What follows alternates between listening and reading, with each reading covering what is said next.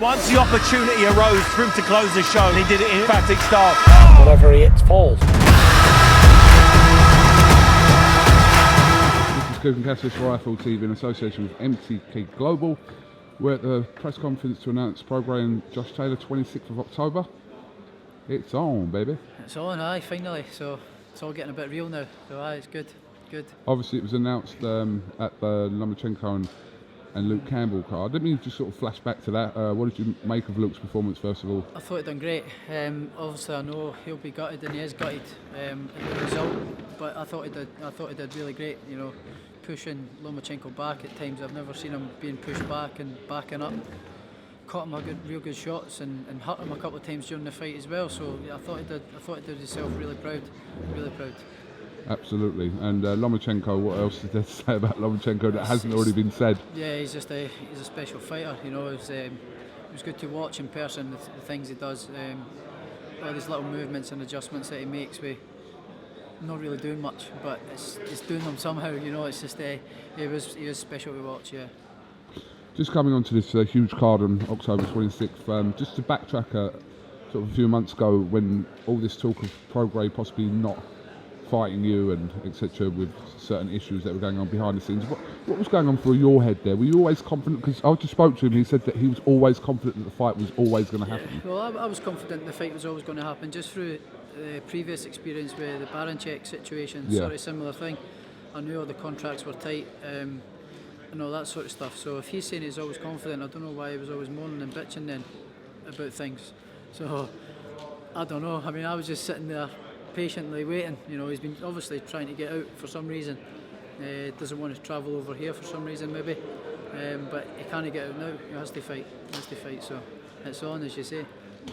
I did ask him about some comments that he made in reference to some of the Scottish fans, and you know, obviously he spoke about that and he said it wasn't kind of aimed specifically at Scottish people. It was just people saying to him that he'd kind of ducked out of a fight with you, etc., etc. So he just clarified that. But did you see those comments, Josh? Yeah, I've seen them, but it's just he's making a lot of noise, isn't he?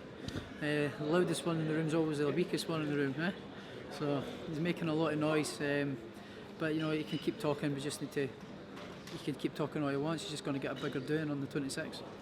Well, and one thing he did say, he said that you were always the guy that he wanted to fight. He sees you and him as one and two. Obviously, he sees himself as one and you as two, which is subjective. But this is an unbelievable fight from a neutral point of view, from fans' point of view. It's obviously the fight that you wanted as well, Josh. Yeah, it's a fight I believe I wanted as well. I believe we're 1 and 2 in the division. Even before this tournament sort of come about, we were kind of sort of.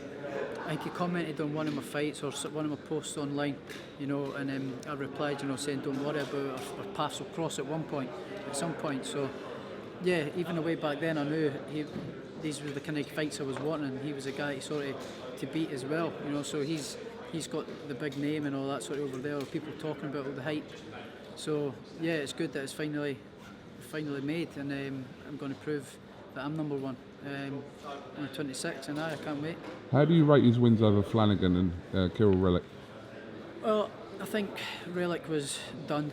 I thought he looked frail. I thought he looked weight drained. I thought he looked old and slow. So I wasn't overly impressed with that win. I thought Flanagan, he done well, outboxed him, but Flanagan never really threw a punch. Kind of froze on the big stage. So I wasn't really impressed with that one either, but he got the job done, and we're here now, so we now get to deuce it out ourselves and fix it out ourselves. How do you feel about the fight being in London, and also obviously on this card, obviously partnering with Matchroom and etc. to put on a great card here? How do you feel about all that? I'm excited. I'm over the moon. You know, I've been to London a few times to see big fights and come down and watch big fights. Anthony Joshua and that earlier in his career. And said this would be great to fight in this arena, you know, because it's massive, great atmosphere. So it's good to finally be a part of it, but at the top of the bill. So what a time to do it. So I'm happy, and I can't wait. Aye. Your old mate Andy McCarty's in New York. Try to pick this back up. Yeah, your old mate Andy McCarty obviously works for IFL. He's in New York. He's gone out for the Devin Haney fight this weekend. Getting about his travels, isn't he? He is, isn't he? Not bad for Andy. He'll have to buy a ticket and come as a fan to this one, which I haven't told him yet. But I thought, what a better way to do it than to tell you. I will, Andy. I have to get your ticket, pal. Are you going to get him a ticket? Oh, right. Okay, Andy says he's going to get you a ticket. No, I'm sure Andy will be involved that week as well. But have you got anything else you'd like to add, Josh? No, just you know, it's all done now. I can't really be bothered with all the talking and all that now. I just You've got to do a press conference. Don't say that yet. Yeah, I know, but you know, it's been brewing for a long time. It's good to finally get it over the line and done, and just want to crack on with training now and get him in that opposite corner and set about him. So, I like that. Set about him. I like that. Aye. All right, Josh. I'll what? Just go then. All right, Josh. I'll see you later, pal. Not bad. Is that not bad, pal? That's all right, mate. It's all right, mate. Is that your cockney? What was that? Was that all right? Yeah. Say all right, you fridge freezer. All right, big fruit freezer, lemon-easer. Lemon squeezer. Lemon squeezer. Fucked that one up.